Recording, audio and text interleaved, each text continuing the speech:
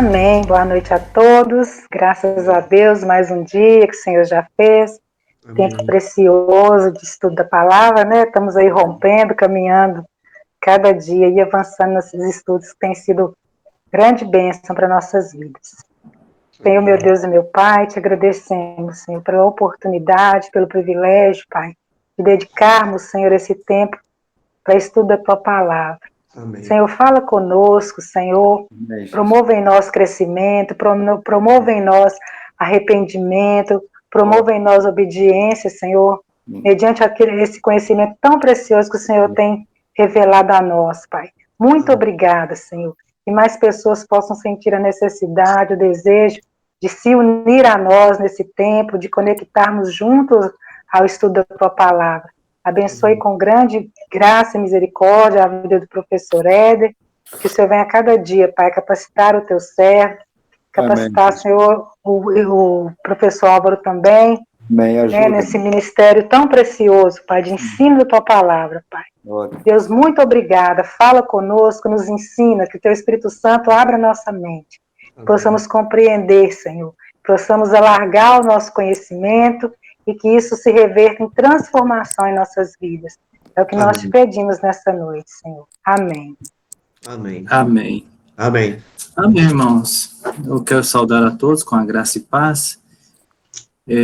Deus tem nos dado uma bênção, né, de podermos ter essa oportunidade, né, de nos reunir virtualmente e podermos falar a respeito da palavra de Deus, né, a respeito do plano de Deus sobre a nossa vida, sobre o povo dele. E nós estamos aí trilhando esse caminho e já estamos indo já para a apostila de número 3, né, nessa sequência aí. Eu coloquei aqui, né, então essa terceira apostila que nós vamos começar hoje, que são os caminhos do povo, né, da aliança, teologia bíblica de juízes e reis. Nós vamos falar um pouco a respeito do período de juízes hoje, né, mas só para dar sequência, né, então nós temos aqui a apostila 1, que nós já olhamos só para relembrar, né, falando sobre o princípio de tudo, a teologia bíblica de Gênesis, né,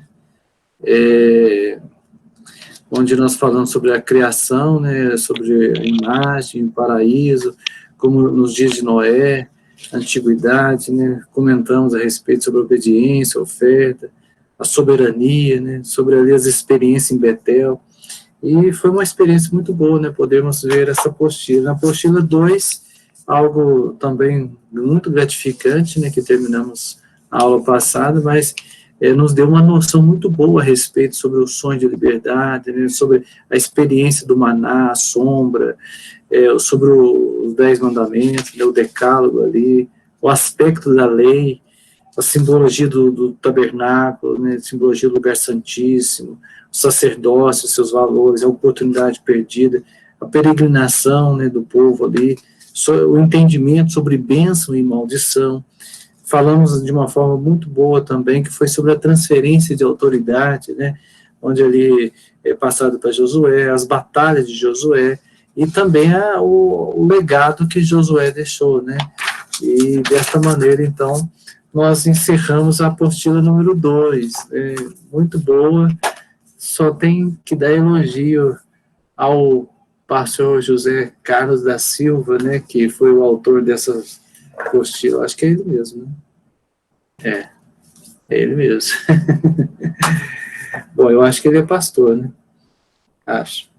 Eu conversei com ele pessoalmente, eu acho que é ele mesmo, lá na Lerbran.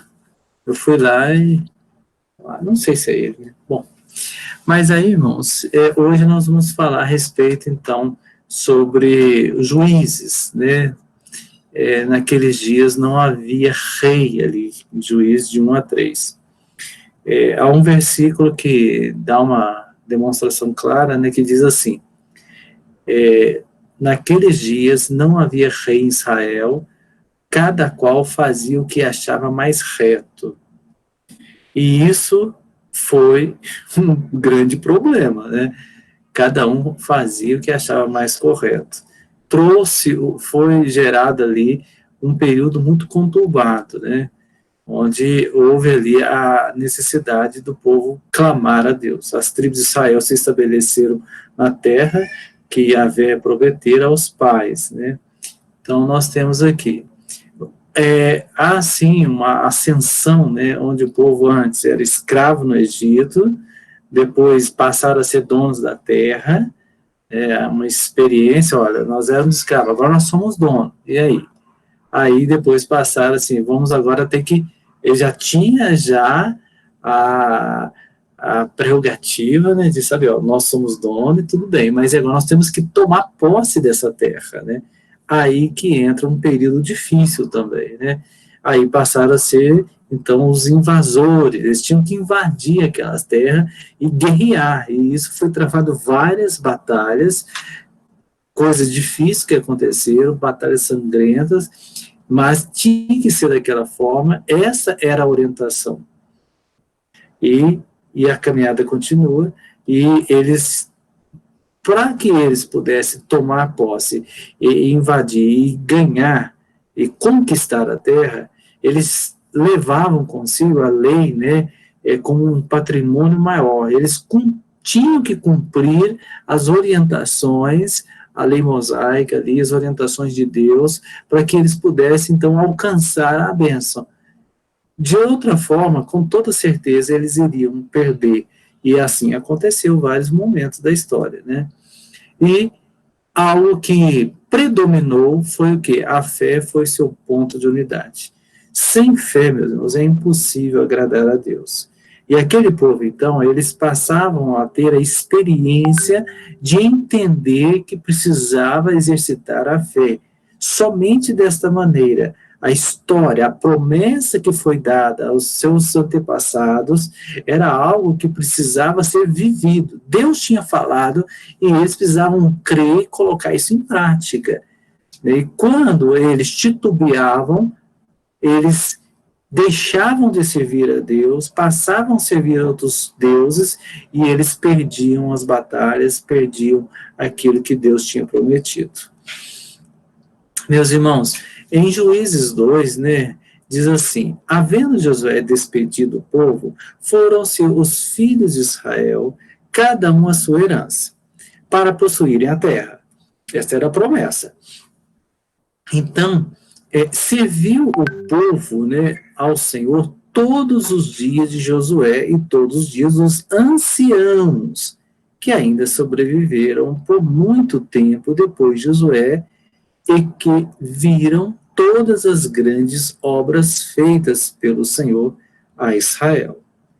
Então, meus irmãos, depois de Josué, quem passou ali a governar foram os anciãos, aqueles, os mais velhos ali, que passaram a governar. Mas, como foi falado, né, cada parte ali queria tomar conta de si. Então, um novo tipo, meus irmãos, de liderança se desenvolveu.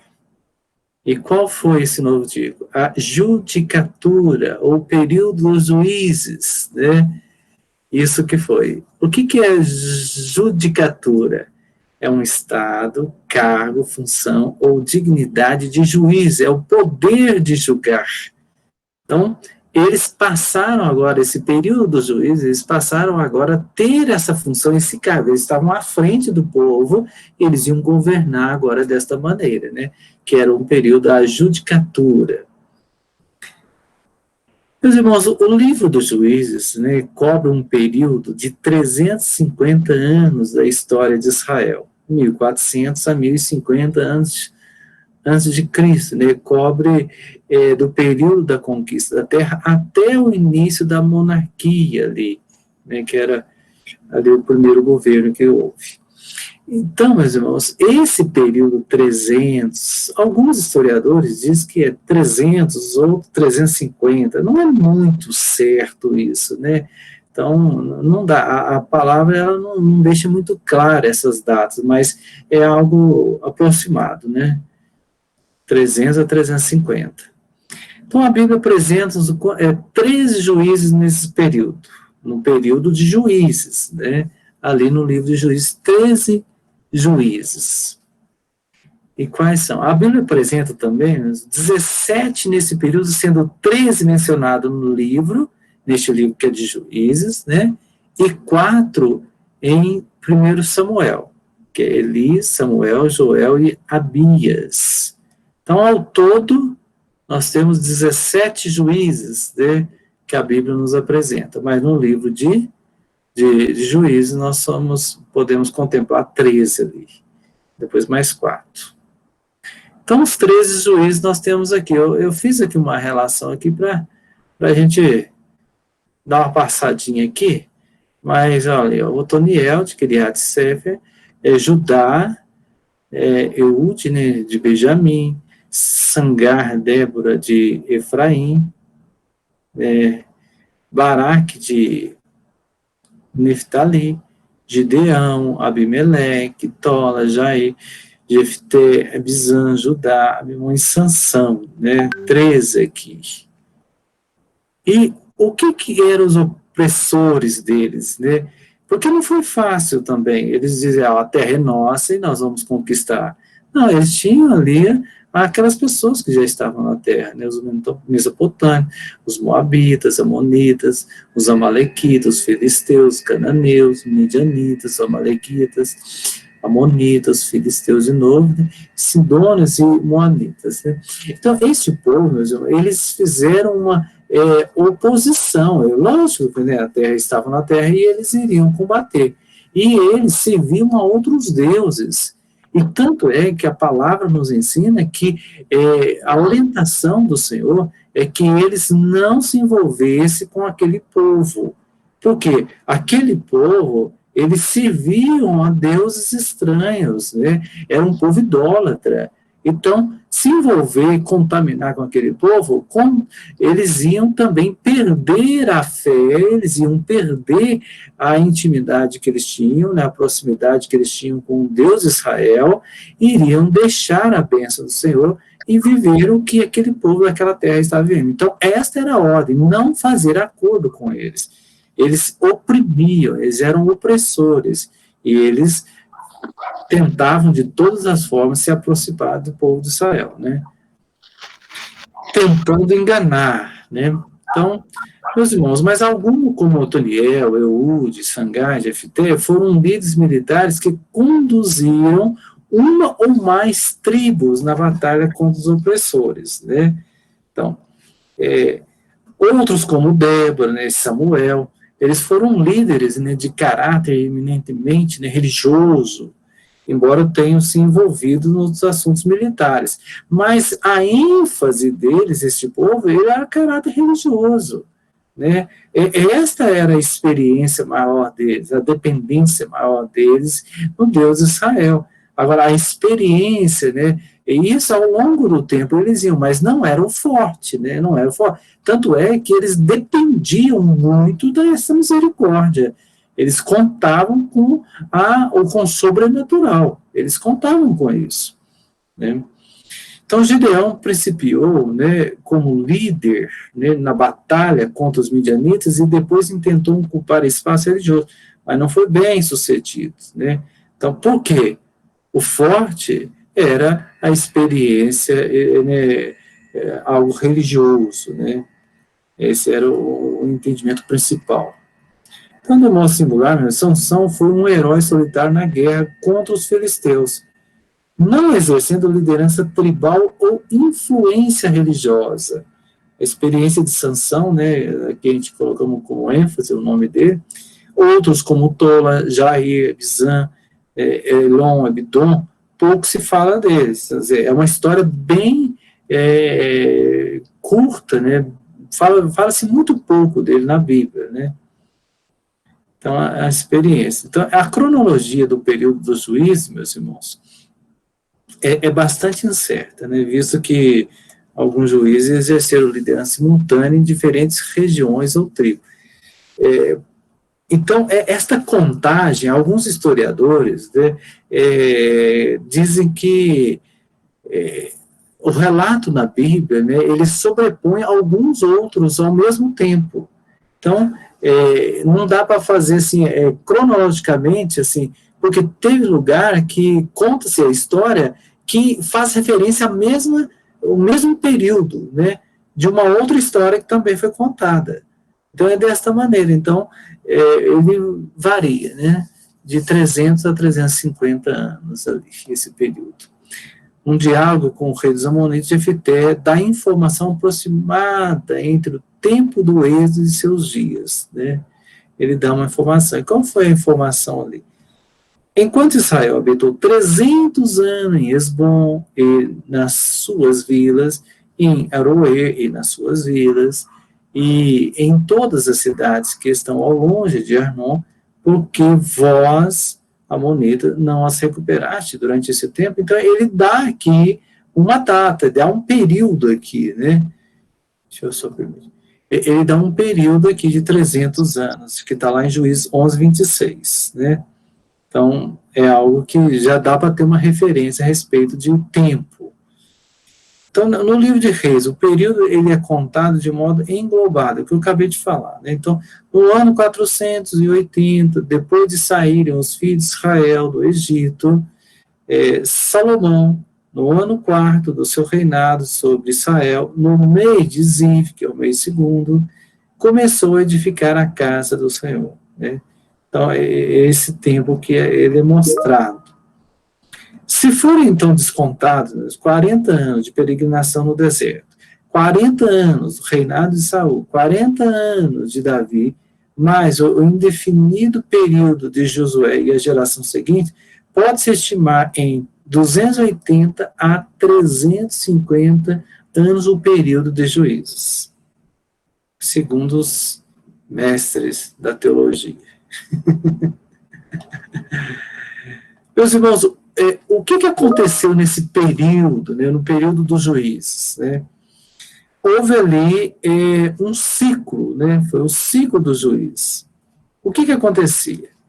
Havia, então, o sofrimento, né? O povo, primeiramente, o povo entrava numa desobediência, esquecia-se do Senhor, esquecia-se da lei, esquecia-se dos mandamentos do Senhor, esquecia da experiência no deserto, a experiência quando estavam escravos no Egito, esqueciam, né? E desobedeciam ao Senhor. E, consequentemente, entravam ali num sofrimento, porque eles pecavam e passavam, então, a sofrer com isso, porque entravam num caminho tortuoso. E, com esse sofrimento, o que acontece? Eles passavam a clamar a Deus. Não estamos aguentando mais. Aí, esse clamor, ele chegava até Deus, e Deus, então, operava livramento. Então, o que aconteceu ali logo no início, para que Deus estabelecesse juízes, né? Foi exatamente consequência do clamor.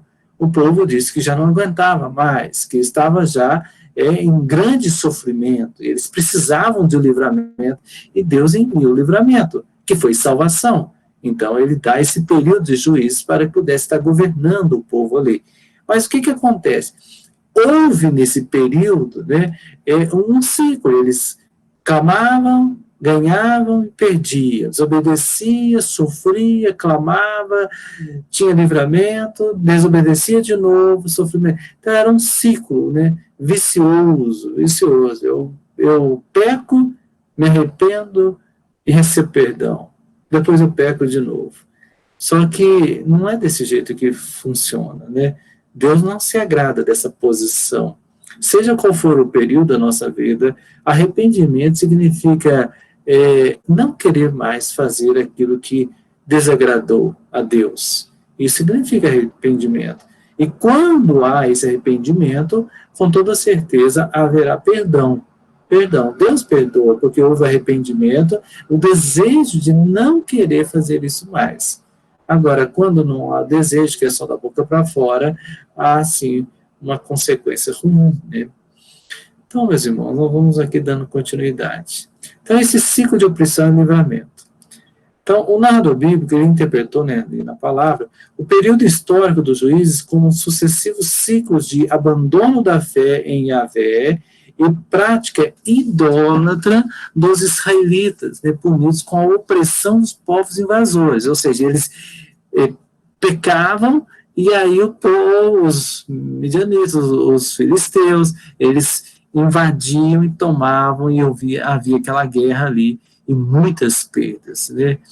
Mas, por sua vez, a opressão, meus irmãos, isso produzia certo arrependimento que se transformava em clamor por livramento. E Yahvé misericordiosamente, ele levantava líderes para livrá-los, e após a morte do líder, esquecidos e indiferentes, eles voltavam à idolatria. Que coisa difícil, não é?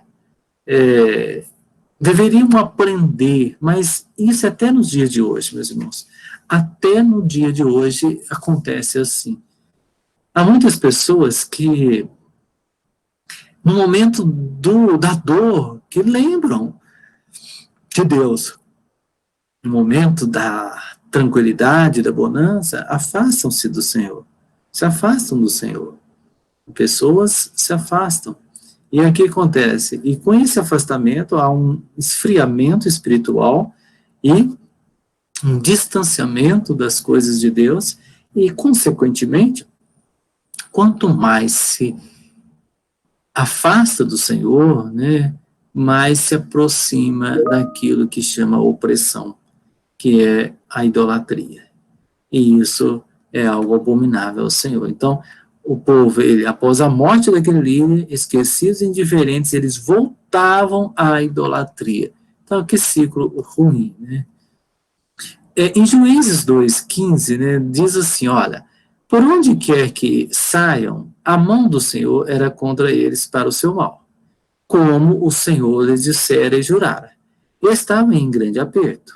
Suscitou o Senhor juízes que os livraram da mão dos que os pilharam. Contudo, não obedeceram aos seus juízes, antes se prostituíram após outros deuses e os adoraram. Depressa se desviaram do caminho por onde andaram seus pais na obediência dos mandamentos do Senhor, e não fizeram como eles. Quando o Senhor lhes suscitava juízes, o Senhor, né, era com os juízes, os livrava da mão dos seus inimigos todos os dias daquele juiz, porquanto o Senhor se compadecia deles antes a seus gemidos por causa dos que apertavam e oprimiam. Sucedia, porém, que, falecendo o juiz, reincidiam e se tornavam piores do que os seus pais, seguindo após outros deuses, servindo-os e adorando-os eles, nada deixavam das suas obras, nem da obstinação dos seus caminhos.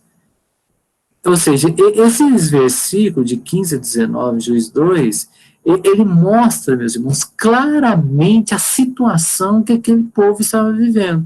Recebia uma bênção, ficava tudo tranquilo e perdia a bênção. Recebia e depois perdia. Recebia, eles não conservavam. Aí quando o juiz morria, aquele líder morria, eles deixavam tudo de lado, e até mesmo estando vivo, né, já faziam isso, e quando morria fazia mais ainda, né? A experiência da transformação, ela tem que ser de dentro para fora. Há pessoas que não conseguem deixar isso acontecer no interior do coração, precisa de alguém estar puxando ele, levando ele, e quando não tem ninguém para levar e conduzir, ele não consegue dar um passo em rumo ao caminho certo, mas consegue dar 10 passos em rumo ao caminho errado. É incrível, mas é a pura realidade. Meus irmãos, outros fatores que contribuíram para dificultar o estabelecimento de Israel na terra. Olha, então, outros fatores contribuíram para dificultar o estabelecimento de Israel na terra. Ou seja, não foi fácil. Ele falou, ó, Deus deu a terra, Deus fez a promessa, Deus tirou aquele povo do Egito, Deus levou aquele povo para o deserto, deu experiência para aquele povo, deu experiências para que eles pudessem aprimorar, aperfeiçoar, aprenderem a usar ali nas batalhas, a ser aperfeiçoados, e quando chegar naquela terra, eles já pudessem fazer as coisas para que pudessem alcançar. Mas só que tinha coisas que ainda estava precisando ser aperfeiçoado. E o que era? Eles não dominavam a metalurgia, né, com a mesma destreza dos outros povos, né, a habilidade nas armas ali, produzir as armas. Eram proibidos pela sua religião de fazer comércio, né, segundo a história diz, negociações ou alianças políticas com os povos vizinhos. Então isso dificultou. Estavam internamente, né, divididos, pois as tribos eram relativamente independentes. Agora imagina, cada um pensando de um jeito. É igual aqui no Brasil hoje, né? Cada estado está pensando de um jeito. Que o negócio não é fácil, né? Não é fácil. Então, todavia, né, a interpretação do autor do livro se concentra em considerar o aspecto religioso como um fator preponderante para as dificuldades do período, né? Então, e qual foi? Juiz 3, diz assim, são essas as nações que o Senhor deixou para, por elas, provar a Israel, isto é, provar quantos em Israel não sabiam de todas as guerras de Canaã.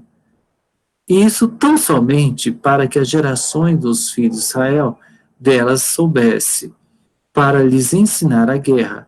Pelo menos as gerações que dantes não sabiam disso. 5 príncipes dos filisteus e todos os caneus, sidônios e heveus que habitavam as montanhas de Líbano, desde o monte Baal-Hermon até a entrada de Ramate.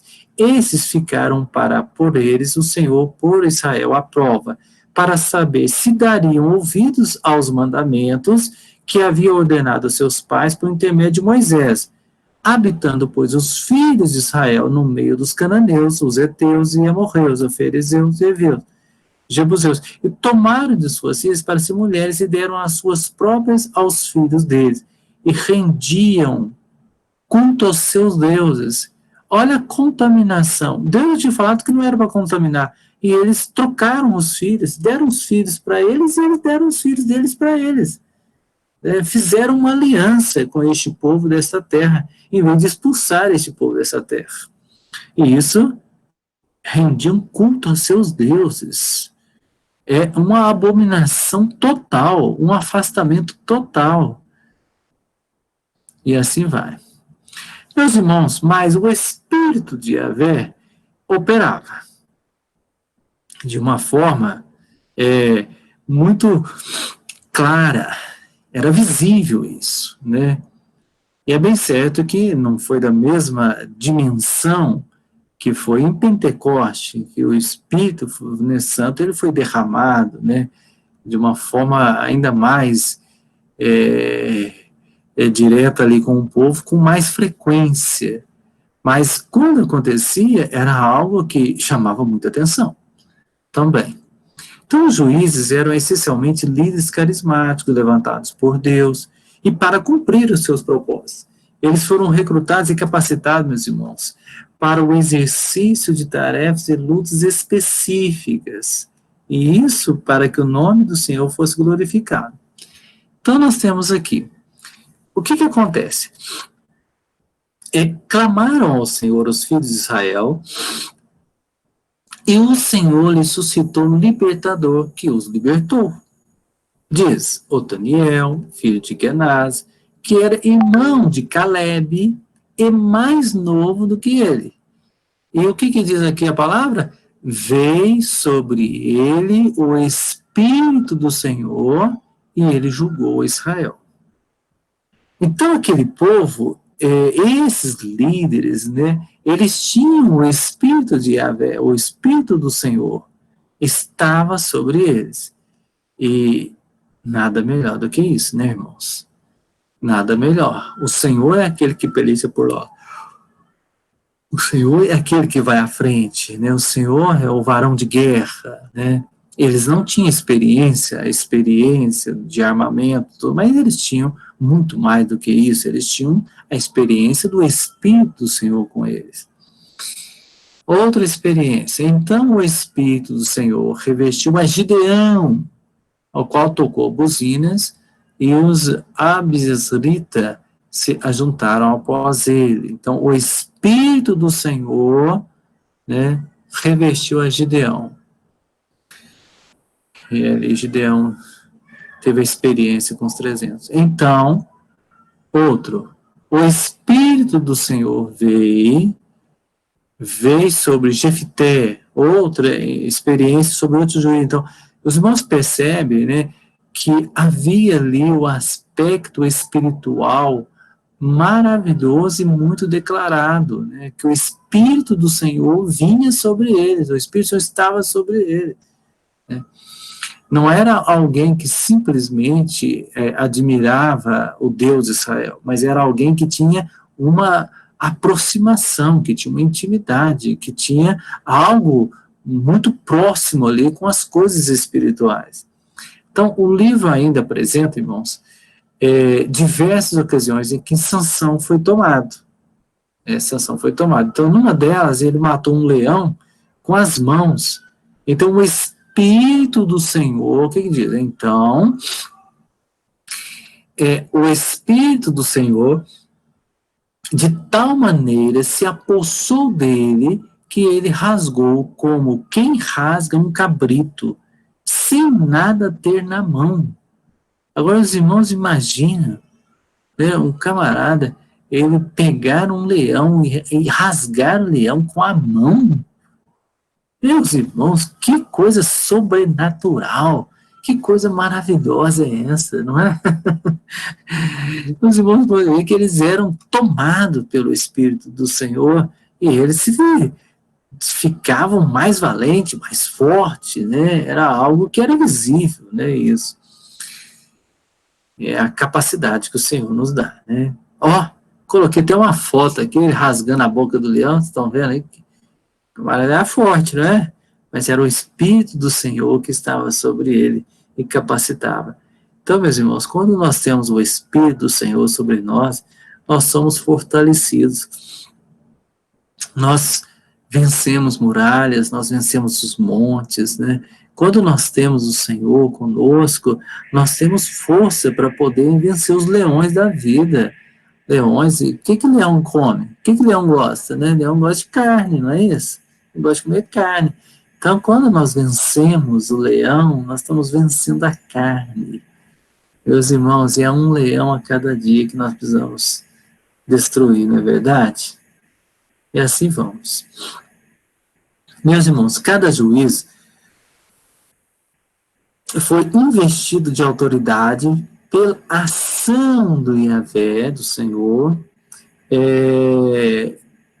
Mesmo Débora foi apresentada como mulher usada por Deus. Então, quer dizer, uma mulher aqui, ela aparece e ela é uma profetisa, né, mulher de Lapidote, e ela julgava Israel naquele tempo.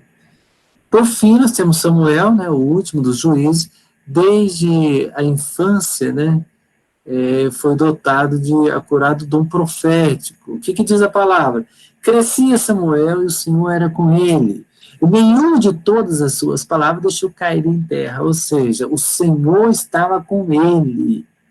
Deus estava operando na vida daquele homem de uma forma extraordinária. Mais para frente, não vamos falar mais detalhadamente a respeito de Samuel. Mas a ação do Espírito de Yahvé é o cumprimento da aliança com os pais e detalhada no Sinai. Foi detalhada ali.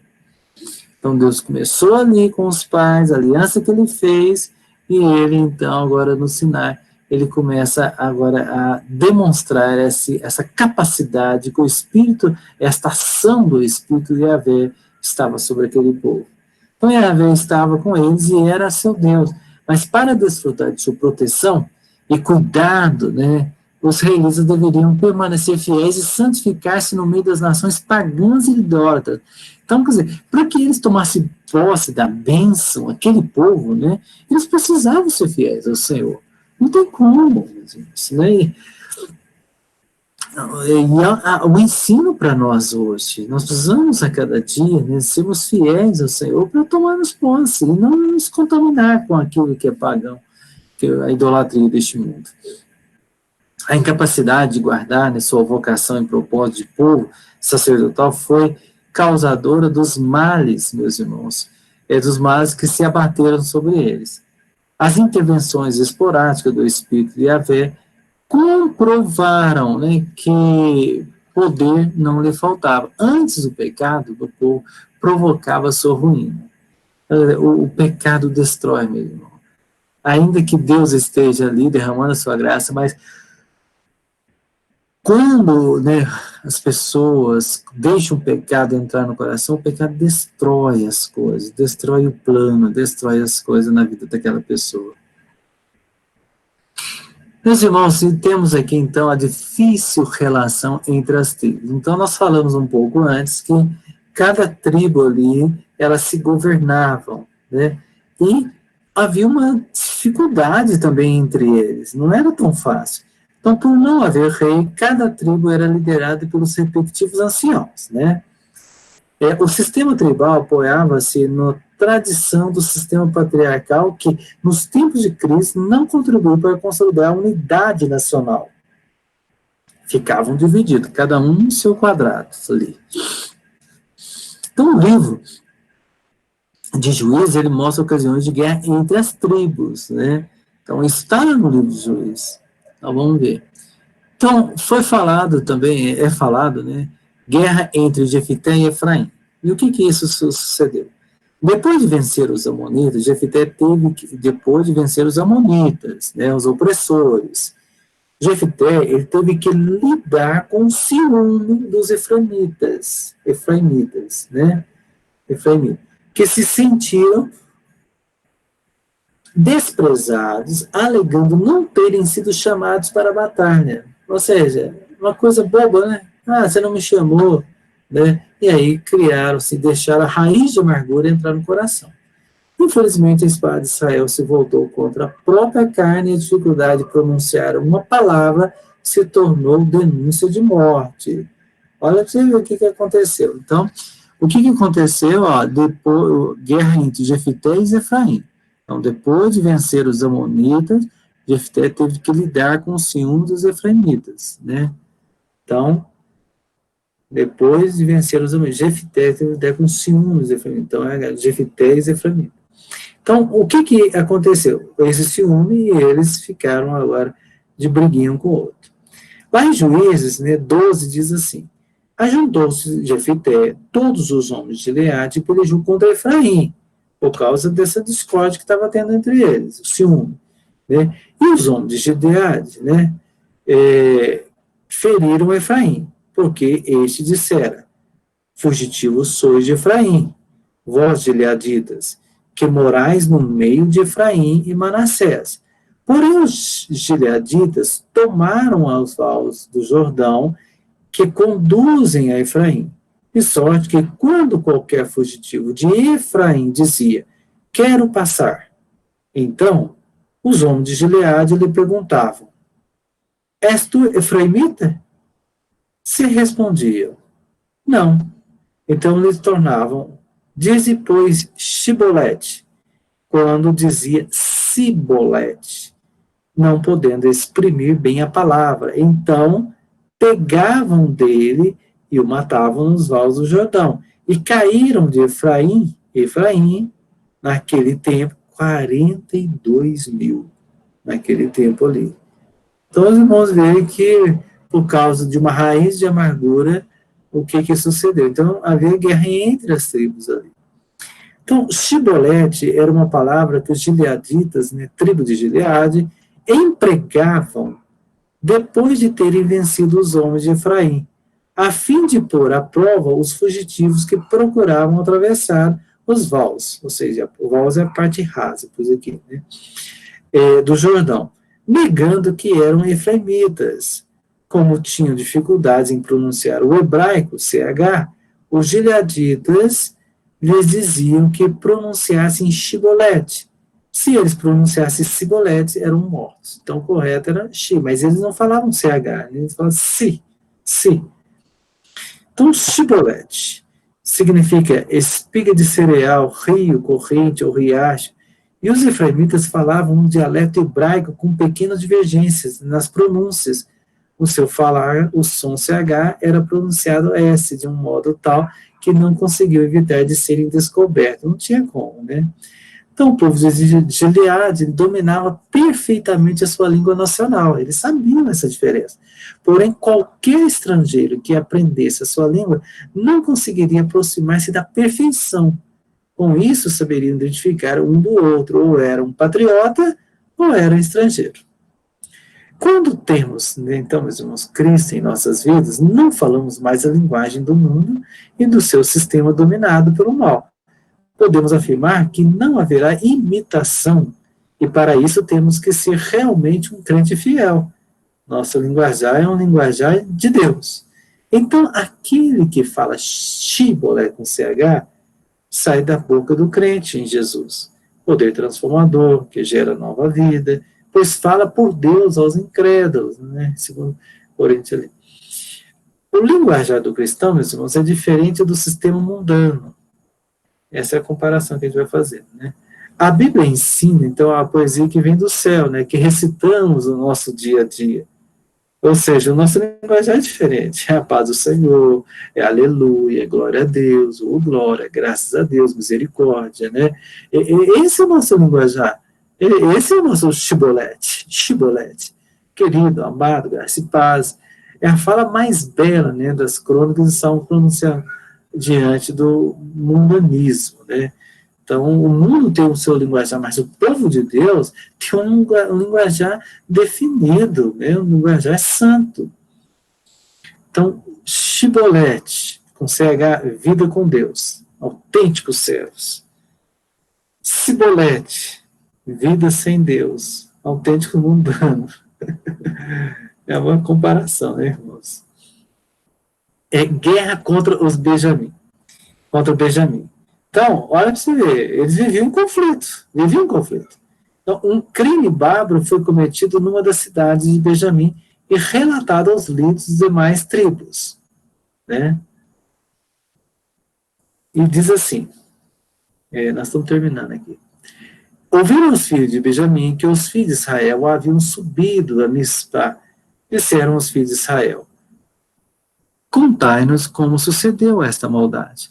Então respondeu o homem levita, marido da mulher que fora morta, e disse: cheguei com a minha concubina em Gibeá, cidade de Benjamim, para passar a noite. Os cidadãos de Gibeá se levantaram contra mim e à noite cercaram a casa em que eu estava. Intentaram matar-me e violentaram a minha concubina de maneira que morreu. Então peguei a minha concubina, a fiz em pedaços e enviei por toda a terra da herança de Israel, porquanto fizeram vergonha e loucura em Israel, né? Então os benjamitas se recusaram a entregar os que fizeram tal abominação e foram às armas, né, para defendê-los, e recusaram a entregar quem fez aquilo. Então a guerra quase dizimou a tribo, reduzindo a 600 homens, né? Então todos os que de Benjamim caíram naquele dia foram 25 mil homens que puxaram da espada, todos esses homens valentes. Porém 600 homens viraram e fugiram para o deserto, a Penha Rimon, onde ficaram 4 meses. Então os irmãos percebem que esse conflito entre aquele povo era algo constante, e tem outra, matavam um atrás do outro, né? Imagina quantos homens aqui, só nessa tribo, 20, né? Quanto? 25 mil homens, né? É muita gente. Então sucedia, porém, que falecendo os juízes, reincidiam e se tornavam piores que seus pais, seguindo após outros deuses, servindo-os e adorando eles, nada deixava das suas obras, nem da obstinação de seus caminhos, né? É o ciclo que não para. Vai lá embaixo, sobe, desce.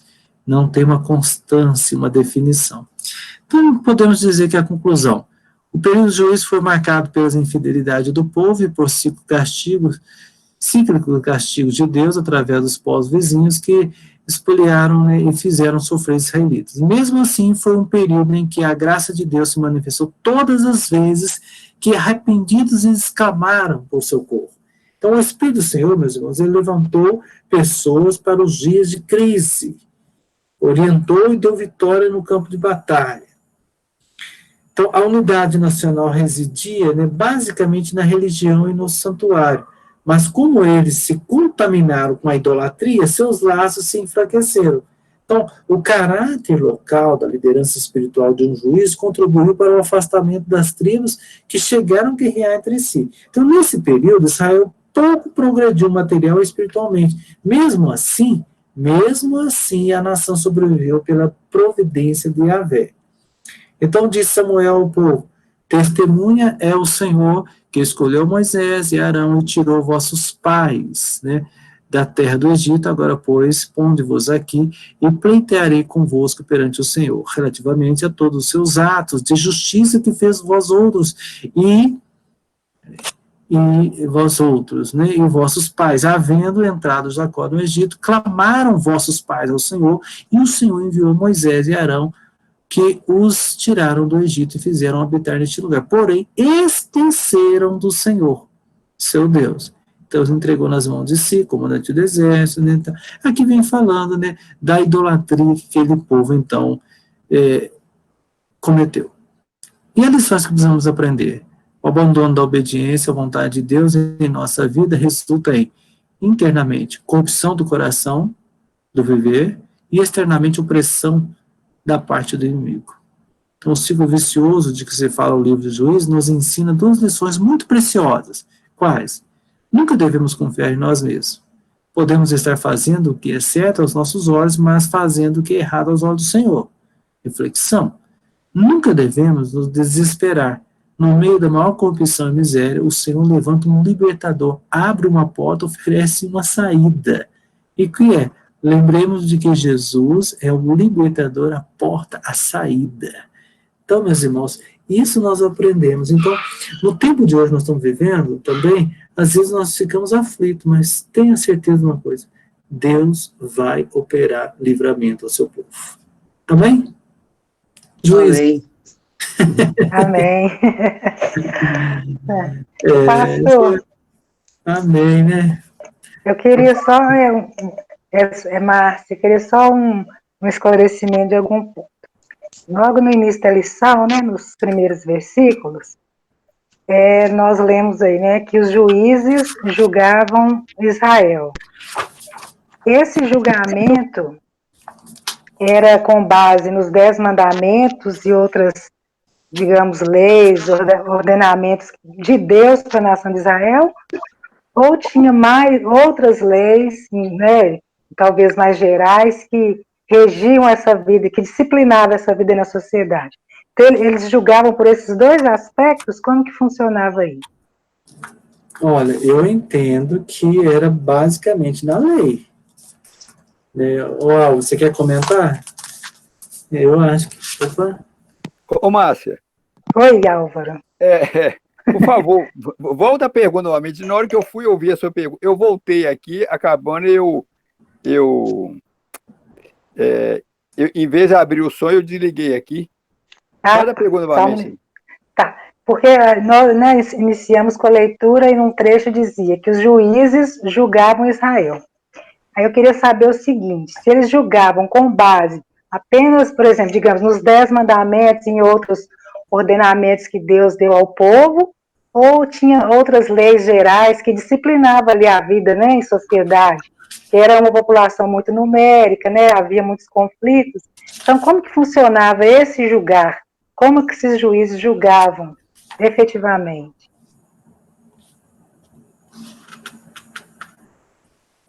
Aí. Ô, Márcio, nós temos que... Tá ouvindo? Estamos. Estou. Então, é o seguinte, lembra a lição da aula passada do Éder? Os levitas receberam terras?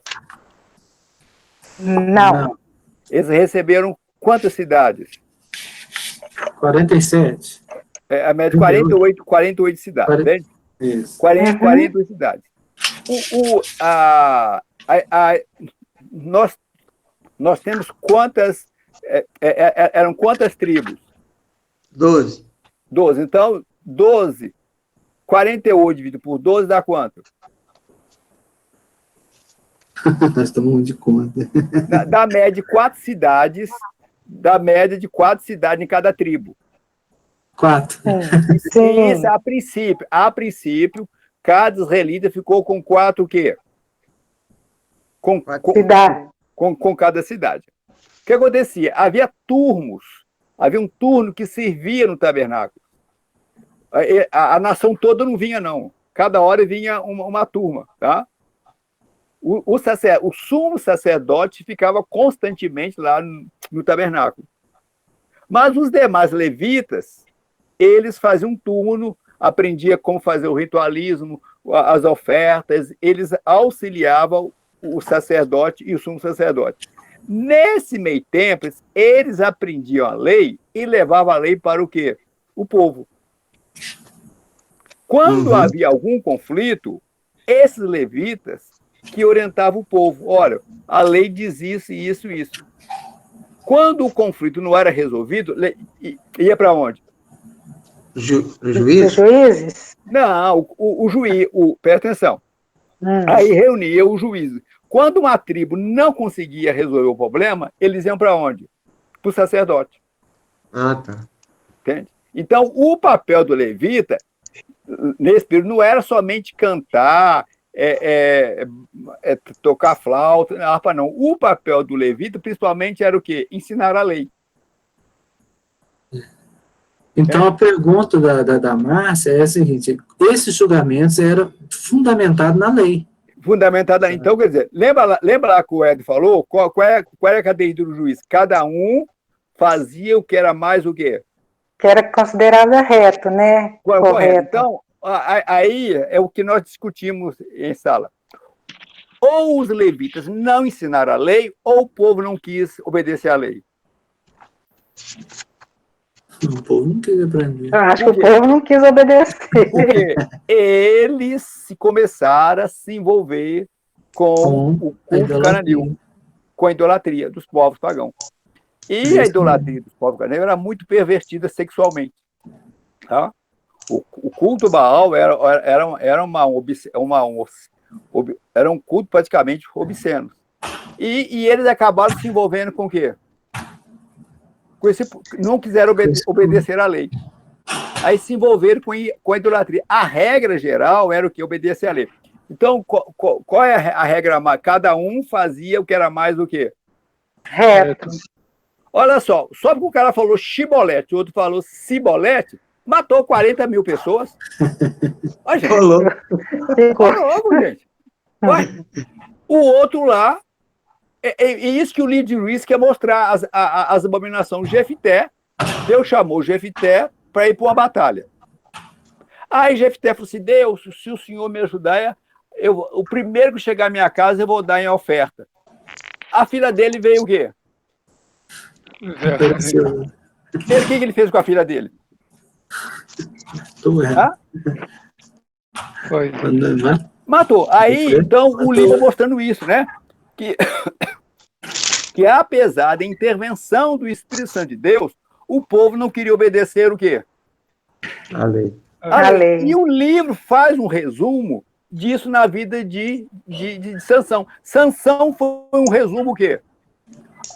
O povo está oprimido, veio um anjo e falou com a mãe dele: olha, Deus nem mandou um levita, não veio um anjo, olha, esse rapaz vai ser criado com a lei de Nazireu, ele não pode beber vinho, não pode tocar em coisa imunda, não pode casar com mulher cananeia, tudo bem? Você está entendendo, Saul? Você foi entendendo, Saul? Menino, quando o cara chegou na adolescente, cresceu uns pelinhos, surgiu o instinto sexual, ele foi pro baile funk dos cananeus. Ele foi pro baile. Aí no caminho, ele encontrou um leão. O que Sansão fez? Matou o leão. Matou o leão, e o espírito é sobre ele. Não, passado mês depois, Sansão passa lá, o que ele encontra? Mel.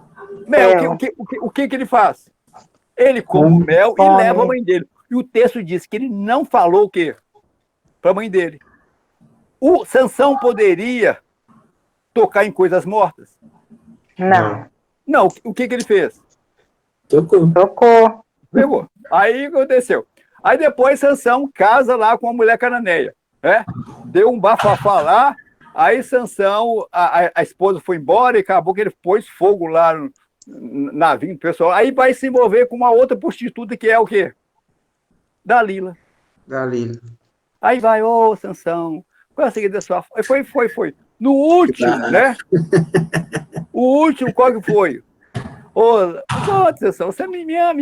Aí foi adulando ele. O que Sansão fez? Sansão estava aliado com o quê? Com a inimiga. Isso que o livro quer mostrar. Que Israel estava aliado com o quê? O inimigo. Com o inimigo. Aí o que Sansão faz? Contou para Dalila o quê? Segredo. Qual era o segredo dele? Cabelos. Não era o cabelo. Porque Sansão, ele fez o voto de Nazireu. O que era o voto de Nazireu? Ele podia ser temporário ou permanente. Quando ele fazia o voto, não poderia cortar o cabelo. Quando cortava o cabelo, está dizendo, olha, acabou o voto. Aí Deus falou, então, eu vou sair fora. Aí, a partir desse momento, então, Sansão perdeu o quê? Perdeu a força. Por quê? Porque ele que quebrou o compromisso. Quebrou o voto. Aí ele ficou o quê? Ficou cego, trabalhando para as outras o quê? Ficou moinho. Isso, na roda de moinho. Por inimigo. Era essa a situação de Israel. A nação estava cega e escrava, trabalhando para as outras o quê? Nações. Aí o tempo foi passando, e com o tempo o cabelo de Sansão o quê? Cresceu. E levaram o cação, olha aqui, esse que era o cara, gente, esse que era o cara que arrebentava conosco, olha que o Deus dele. Aí Sansão fala, Senhor, o que eu não devia ter feito em vida, me ajuda a fazer na minha morte. Esses caras estão zombando do Senhor por causa de mim. Né? Eu estou assim, muito constrangido por causa disso, entende? Aí Sansão pede a Deus o quê? Porque o cabelo dele cresceu. Aí eu posso refazer o quê? O voto. Aí, então, o que o livro quer mostrar? Que a desobediência, o pecado produz desobediência e produz a autodestruição. Então, Sansão era o escravo da nação. Mas só que Deus não havia deixado o quê? A nação. Aí, quando o cabelo de Sansão cresceu novamente, foi assim, olha, então eu vou refazer meu voto o quê? Ao Senhor. Isso. E aí, Sansão, então mostrando o quê? O que o livro está mostrando? Cada um fazia o que era mais o quê? Correto, né? Que achava aí correto. O livro, né? Eu não sei se o Éder vai continuar com isso aí. Esse período do juiz, ele continua dentro do livro de Ruth. Tinha um homem chamado Amibeleque, o povo, a nação estava passando com a disciplina na mão de Deus, por causa da idolatria. O que Amibeleque fez? Foi para a terra de Moabe. Cada um fazia o que era mais o quê? Era reto, né? Era correto dos seus olhos. Mas, apesar... O livro também quer mostrar isso. Apesar de toda essa cegueira espiritual, mas tinha gente ainda que tinha um tine, uma sensibilidade à Espírito Santo de Deus. Né? Aí começa agora, então, a história de que nem tudo está perdido, né? Você vê Boaz aplica a lei do rebuscar, nem tudo está perdido, então ele começa agora a mostrar um outro rapaz que foi criado com o voto de Nazireu, que é Samuel. E Samuel, então, ele aprende agora a ouvir o quê? A voz de Deus, a voz de para Deus. levar o povo o quê? A um arrependimento, a uma restauração. Para frente isso. É mais para frente, né? Então esse absurdo que o livro quer mostrar, cada um fazia o que era mais o quê? Reto aos seus olhos. Então, mas por falta de quê? Por falta do ensino da lei, entendeu? Como o Éder falou, isso está chegando o quê, meu irmão? Aos nossos dias. Tem muita gente que conhece a Bíblia, mas só o quê? Só de ouvir falar. Mas cada um está fazendo aquilo que é mais o quê? Acho que é o que é certo, que é reto para eles mesmo. É verdade. Entendeu? Então, por isso que eu prezo pela terceira igreja, é uma igreja bíblica. Ah, você viu o pastor lá semana passada? Meu irmão, dia 29, vocês fecham as portas, que o demônio vai passar. É. Que descrição de Deus? Ué, nós somos julgueiros na mão do demônio assim, gente? Que é isso? Não, meu irmão. Eu esqueci disso, rapaz. Eu ia perguntar se você souber o que aconteceu. Éder, o mundo acabou, você nem ficou sabendo, Éder. A gente só já sei tá que ficou, Éder. Amém, irmãos. Então, amém. Se quiser orar encerrando. Então, mas muita gente ouve, porque essa história é cíclica, né? Então, aí não vamos começar agora com Samuel, ele vai fundar a escola o quê? De profeta. Ele volta novamente a ensinar a lei. Ele quer que a lei seja o quê? Próxima aula vai ser sobre Sansão e Samuel. Eu gostei aí, viu, do que o Álvaro disse, porque é exatamente o que eu pensava sobre o que está acontecendo nos dias atuais, né? Foi bom o Álvaro ter entrado aí nisso aí e esclareceu para mim. Então, o livro vai mostrar essas aberrações que acontecem, né? É verdade, muita coisa, muita aberração. Que Jefté matou a filha dele porque ele não conhecia a lei, porque a Deus não aceita sacrifício de seres humanos, mas ele sacrificou. As aberrações. É verdade. Coisas que aconteceram. Tá bom, meus irmãos, né? Abimeleque matou 70 irmãos, né? Oi? O Abimeleque matou 70 irmãos. Você tá vendo, meu irmão? Só para poder governar, ele matou o quê? 70 irmãos. Você tá vendo o absurdo? Que horror. Que horror. Que tragédia. Gente, isso é povo de Deus?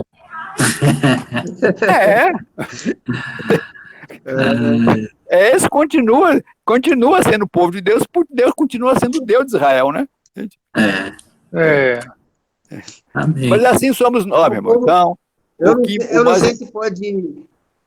não sei se pode comparar alguma coisa, mas está vendo essa confusão toda lá na África, lá entre as igrejas, entre os próprios pastores, fazendo confusão entre as igrejas aí, envolvendo política, governo, sim. E batendo nos próprios irmãos. Então, a lei lá está confusa, viu?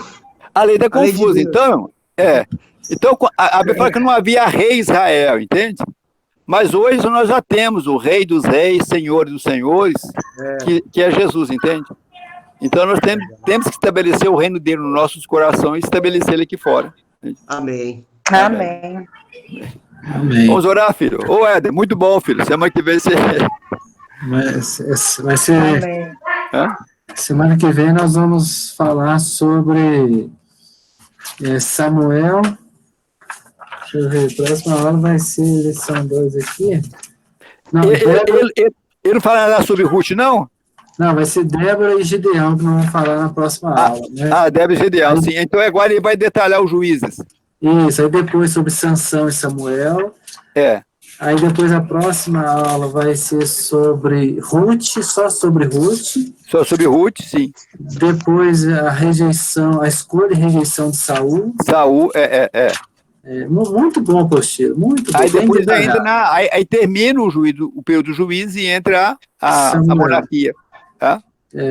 Aí fala sobre Samuel, né, um homem segundo o coração de Deus ali. A qualidade de Davi. Sim, Aí as tribulações de Davi, falando sobre Davi, né? Sim, muito bom. Muito bom. E depois Salomão, e aí vai pela frente. Então tá bom, irmão. Semana que vem estaremos aí.